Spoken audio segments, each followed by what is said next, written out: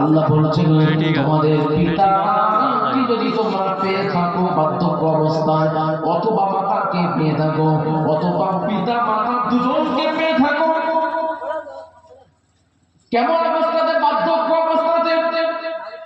তোমার পিতা তোমার মাতা যখন বৃদ্ধ হয়ে যায়, বৃদ্ধা হয়ে যায়, তখন বাচ্চাদের মতো হয়ে যায়।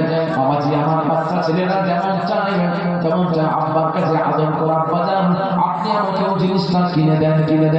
লক্ষ্য করে দেখবেন পিতা মাতা যখন বৃদ্ধা হয়ে যায়, বাবাজি আমাকে সন্তানের কাছে কিছু খাওয়ার আশা করে, সন্তানের কাছে বাচ্চা ছেলেদের মতো কথাবার্তা করে। লক্ষ্য করে দেখবেন বাবাজি আমার ও আমার আব্বা জানেরা, আল্লাহ রাব্বুল আলামিন তাই জানিয়ে দিলেন।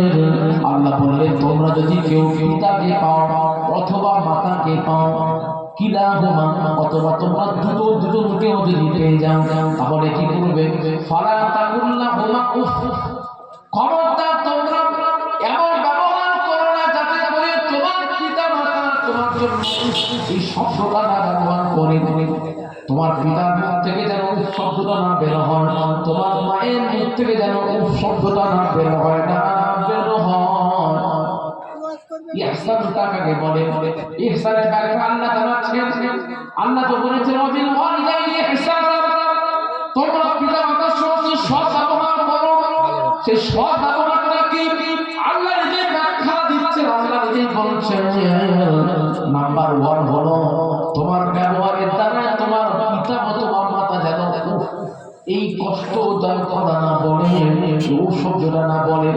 এই রূপ শব্দটা বললে কি হবে? সম্পর্ক হয়ে যাবে।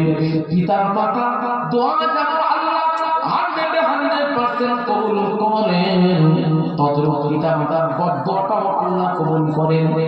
আল্লাহ পিতা মাতার বদদোয়া যে কবুল করে না তার নয়, তাহলে কি আমাদের কোনো অসুবিধা থাকতো না? আমরা পিতা মাতাকে জুলুম করছি, অত্যাচার করছি, কোনো ব্যাপার থাকতো না। আল্লাহ বলল না,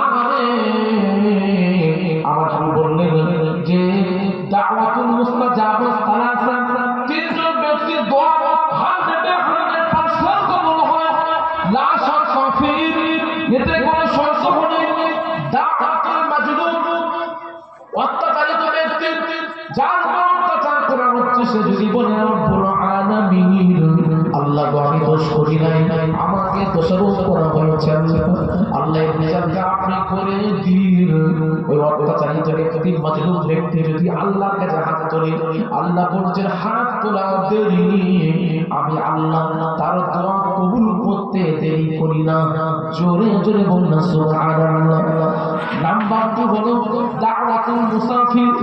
মুসাফির ব্যক্তি যদি দোয়া করে, মুসাফির ব্যক্তির দোয়াটা 100% কবুল হয়।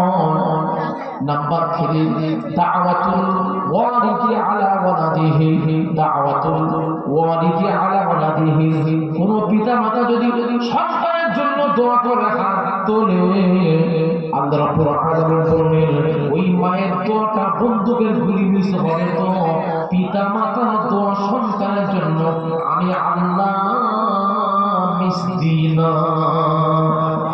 আরো জোরে না তাকবীর।